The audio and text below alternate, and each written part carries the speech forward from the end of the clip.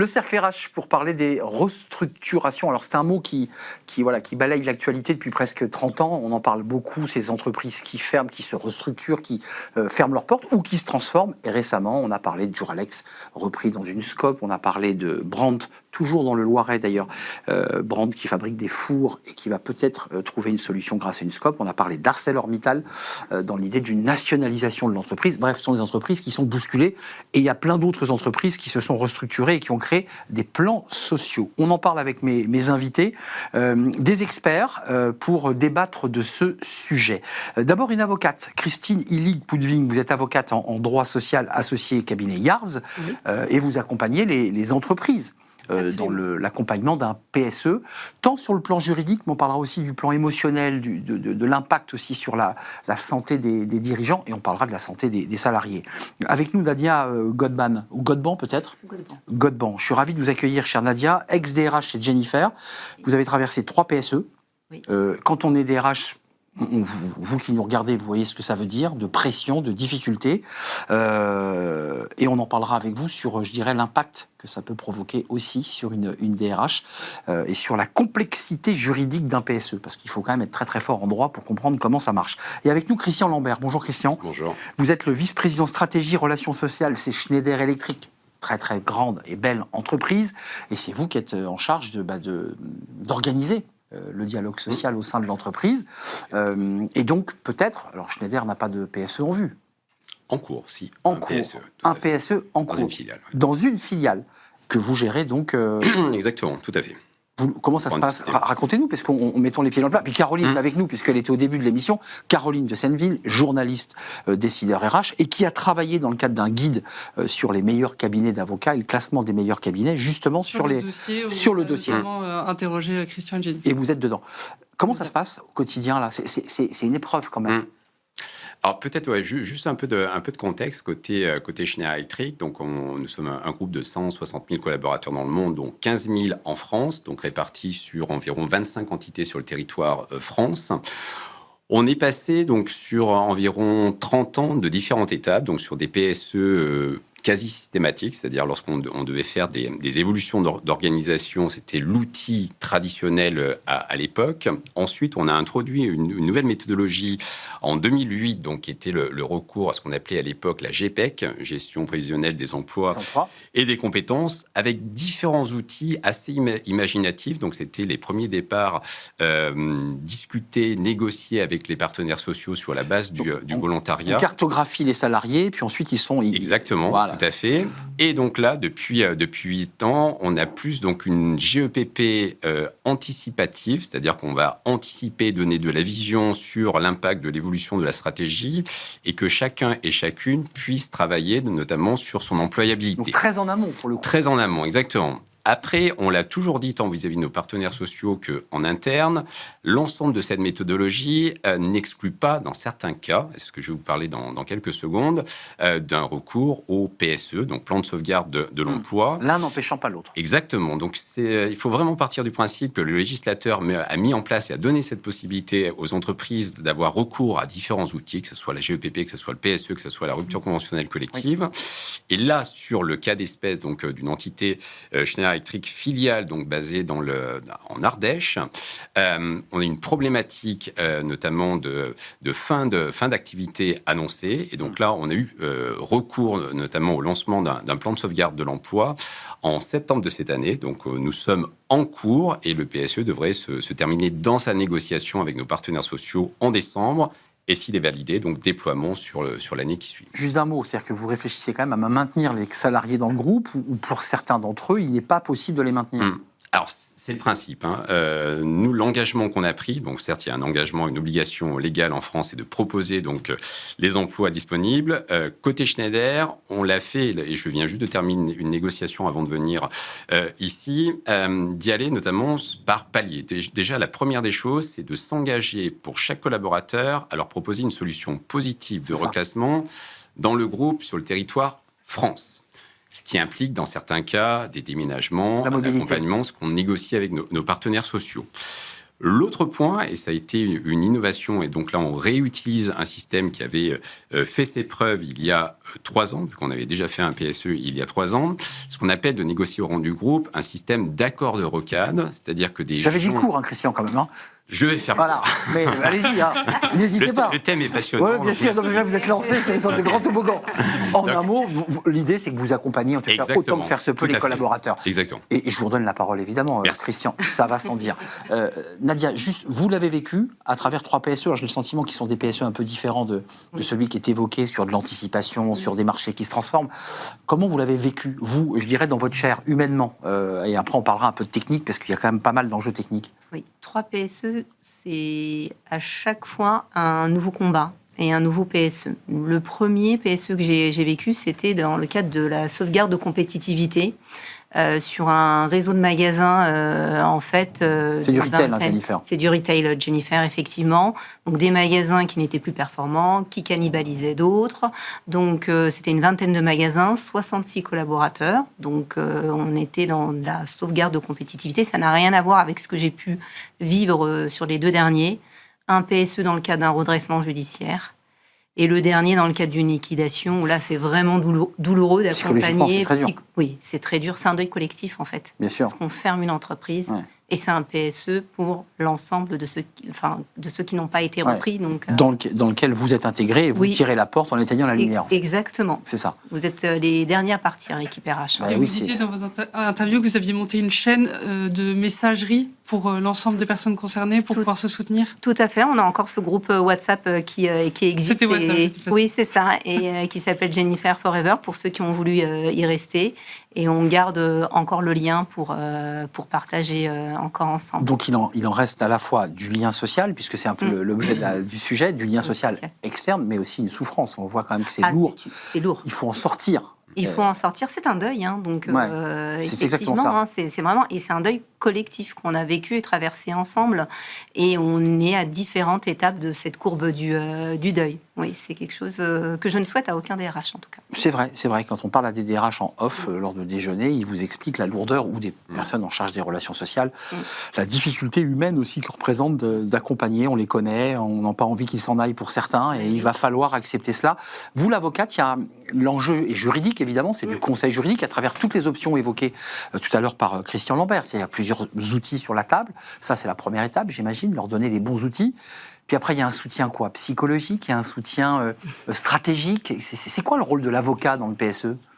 Alors, ça dépend de l'équipe que vous avez en face de vous. Hein. Si vous Son avez niveau de technique. Oui, parce que si vous avez des personnes qui ont déjà fait des PSE, ça va être plus simple, ils connaissent l'exercice. En revanche, si c'est la première fois, il va y avoir un travail de formation qui va être long, parce qu'il faut assimiler, lire un PSE. La procédure. C'est long à comprendre les mécanismes, oui, toute la procédure, tout expliquer. Donc, il y a un travail de formation en amont qui va être plus important que si vous avez en face de vous une équipe qui maîtrise le sujet. Donc, ça peut vraiment... Moi, c'est ce que j'explique à mes clients. Chaque PSE est différent. C'est une histoire différente à chaque fois. C'est une histoire différente à chaque fois. C'est le même cadre, mais il y a une histoire dedans. C'est le même cadre juridique. Il faut rester très humble. Et effectivement... c'est long et fastidieux quand même. C'est long et fastidieux en phase de préparation. Mais c'est long aussi une fois qu'on démarre, puisqu'il y a une procédure d'information-consultation du CSE qui va durer entre 2 et 4 mois. C'est ça.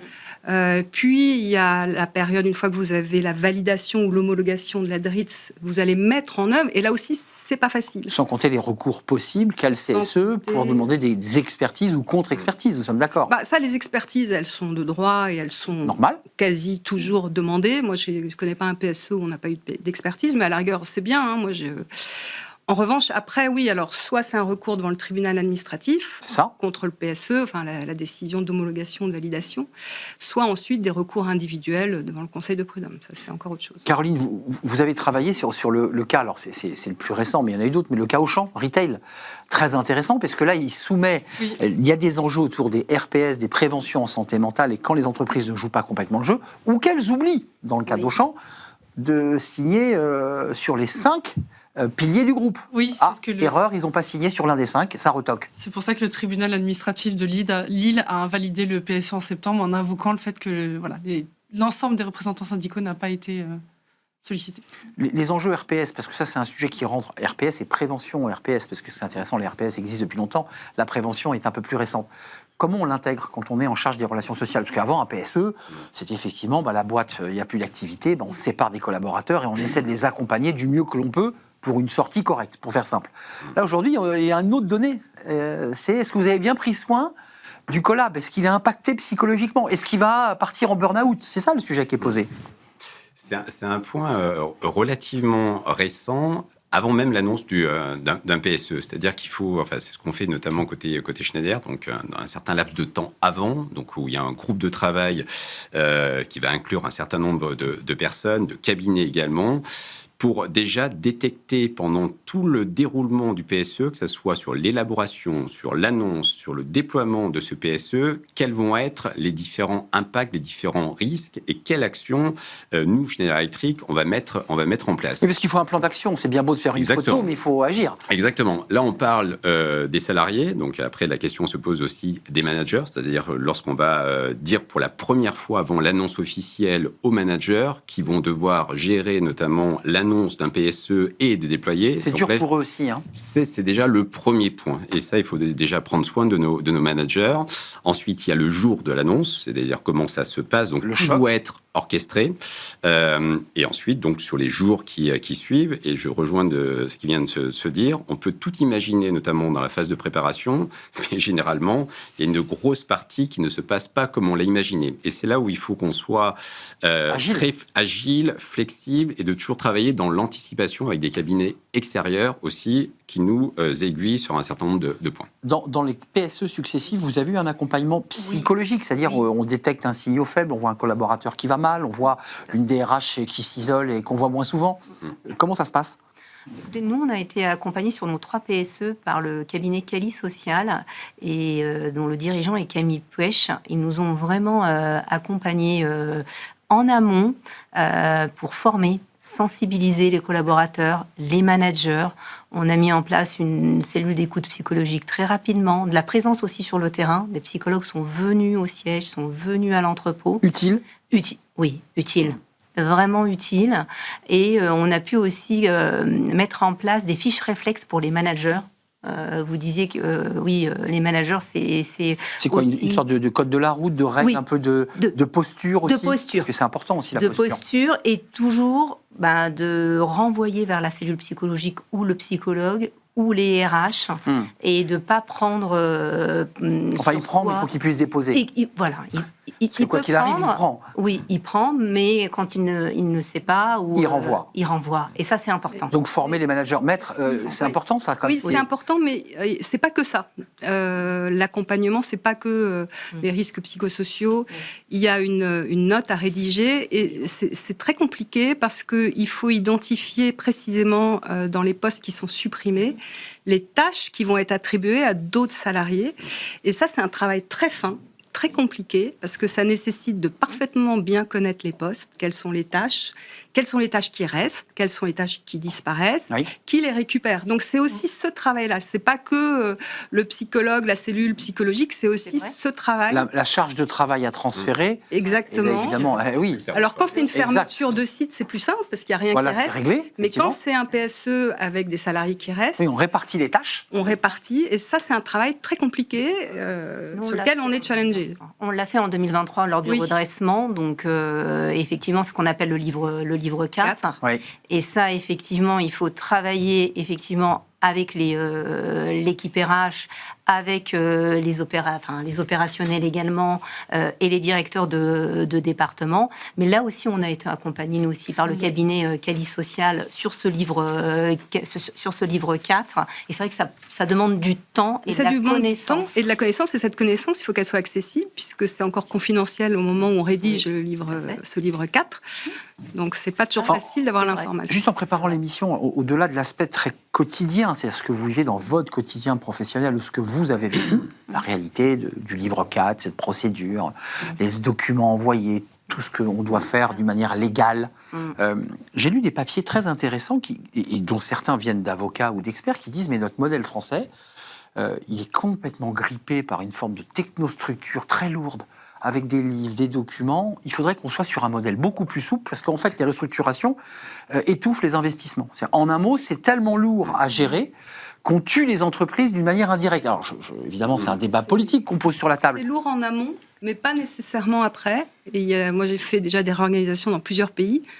On était le mauvais élève dans la période de préparation, parce que nous, voilà, voyez. En amont, mais en revanche, on a terminé plus vite que d'autres pays. Parce que c'était plus fluide après. Après, c'était plus fluide. Alors, voilà, c'était il y a quelques années. Mais voilà, chaque pays a ses contraintes en Europe. Non, mais vous en pensez quoi? Parce que vous le dites, vous l'avez dit au début de l'émission, la boîte est tellement grande qu'assez régulièrement, en fonction d'activités, de pans d'activités qui disparaissent, vous êtes en permanence dans des transfos. Ouais. Est-ce qu'on est assez souple ou pas? Parce que quand je vois Microsoft qui fait rentrer, qui fait sortir, peut-être mauvais exemple, ou Amazon, vous allez me dire, oh là là, mais vous vous rendez compte de ce que vous dites? Ça rentre, ça sort, c'est-à-dire un modèle plus anglo-saxon, plus américain, où l'emploi est plus fluide. Est-ce qu'on n'est pas en train de se tirer une balle dans le pied? Oui et non. Après, il faut repartir du principe de ce qui a été dit en début là, de discussion. Le PSE, ça doit rester l'exception. En France, que ce soit donc avec les ordonnances Macron, on a introduit un certain nombre d'outils. Avant, donc, il y avait eu aussi une réforme des licenciements pour motifs économiques. Oui. Aujourd'hui et à date, en France, on a un certain nombre d'outils que, avant d'arriver au PSE, qui est lourd, qui prend du temps, c'est un investissement également financier. Il y a autre chose dans la boîte à outils. Il y a autre chose avant qui est beaucoup plus flexible, que ce soit la RCC, rupture conventionnelle collective, que ce soit la GEPP. Et là, nous poser la question, quel est le plus facile? Après, ça va dépendre du dialogue social, mais... Certes, aujourd'hui, il est plus facile de discuter et de négocier une GEPP avec un dialogue social qui tourne bien dans l'entreprise que de passer par le PSE, qui est rythmé par l'administration, qui est rythmé par un certain nombre de choses. Oui, il s'appelle Olivier Coste, je voudrais quand même citer la source. Il dit en Europe, les coûts de restructuration étouffent l'investissement dans l'innovation de rupture, qui est là, qui adresse directement Schneider, qui est une entreprise qui est un leader mondial sur notamment l'énergie. Et il dit là où l'échec est fréquent, c'est-à-dire qu'il y a quand même cette espèce d'enjeu de... On fige un peu, on bloque au lieu de fluidifier et donc de permettre le flux d'investissement. Caroline, est-ce que vous voulez compléter Peut-être que vous avez évoqué en introduction sur le modèle de la SCOP. Dans le dossier, on a interviewé aussi François Marciano de Duralex, qui est sorti d'une belle période de tourmente. Et en septembre 2024, les salariés ont repris l'entreprise grâce à ce dispositif pour construire le projet. En tout, il y a 148 salariés qui ont adhéré en échange d'un investissement de 500 €. Brandt est sur la même pente dans le Loiret, avec la même stratégie, région, département, avec un peu d'aide de l'État et une SCOP. Et ils sont en train de remonter la pente et ils ont notamment lancé récemment une levée de fonds qui a explosé le plafond en très peu de temps, pour pouvoir relancer un peu les outils de production. Donc c'est un beau succès. En 15 jours, je crois qu'ils ont atteint les 3 millions. En 48 heures, ils ont atteint plus de 19 millions d'euros. 19 millions, mais je crois qu'ils ne peuvent en utiliser qu'une partie. Oui, que 5. Parce que 5 millions.